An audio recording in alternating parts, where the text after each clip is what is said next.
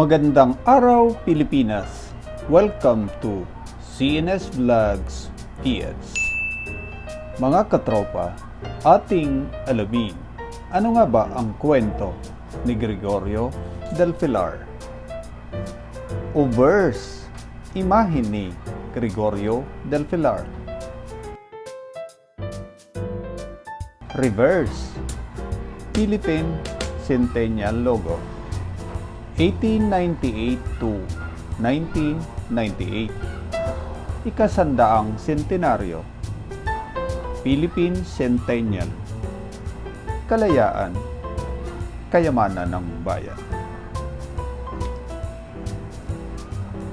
Si Gregorio Del Pilar ang binansagang bayani ng Pasong Tirad at pinakabatang general sa himagsikang Pilipino. Ipinanganak siya noong ika-14 ng Nobyembre 1875 sa San Jose, Bulacan. Ang ama niyang si Fernando H. Del Pilar ay kapatid ni Marcelo H. Del Pilar at bagamat ang kanang mayamang gatmaytan ay nasa sangang mahirap ang kanyang pamilya. Matagal na niyang nais sumapi sa katipunan ngunit hindi tinanggap dahil masyadong bata. Gayunman, nagsilbi siyang tagapagdala ng mensahe at tagapagkalat ng mga akdang mapanghimagsik. Nang sumiklab ang himagsikang Pilipino, tumakas palabas ng Maynila si Goyo, palayaw niya, at tinanggap na ring kasapi ng katipunan. Unang nakilala ang kagitingan ni Goyo sa Labanang Kakarong, isang lugar sa Pandi, Bulacan noong ika-1 ng Enero 1877. Dahil dito'y nabigyan siya ng ranggong tinyente. Kinagulatan siya sa pag-asinta ng revolver. Sa kanyang kahusayan sa pakikidigma ay itinaas ang ranggo niya sa tenyente koronel. Kabilang siya sa lumagda sa konstitusyong biyak na bato at sa maliit na pangkat na isinama ni Aguinaldo sa Hong Kong kaugnay ng pansamantalang kapayapaan. Kasama rin siya ni Aguinaldo nang bumalik sa Pilipinas. Sa Cavite, hinirang siya ni Aguinaldo bilang diktador ng Bulacan at Nueva Ecija.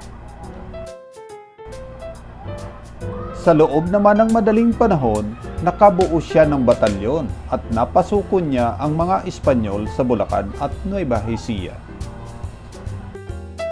Itinaas siya ni Aguinaldo sa ganap na general at noong inaugurasyon ng Kongresong Malolos ay pinanguna siya sa paradang militar.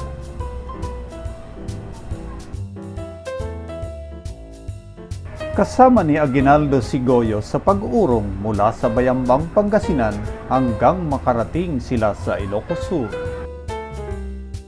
Noong ika-1 ng Disyembre 1879, ipinasyan niya kasama ang maliit na pangkat ng kawal Pilipino na harapin ang mga tumutugis na Amerikano sa Pasong Tirad. Ipinagtanggol nila ang paso upang magkaroon ng panahon ang pangkat ni Aguinaldo na makalayo.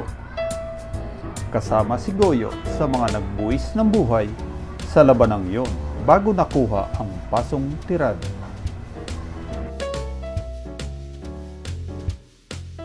Ipinangalan sa kanya ang isang bayan sa Ilocos Sur.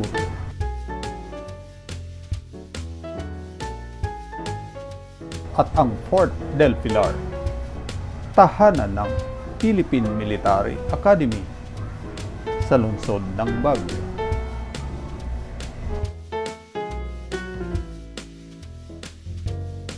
Mga katropa, tandaan, sino si Gregorio Del Pilar?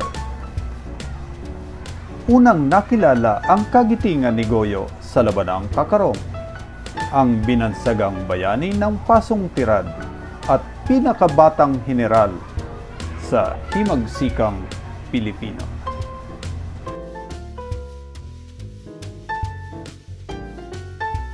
Muli, stay safe, stay home. God bless. Diyos mabalos.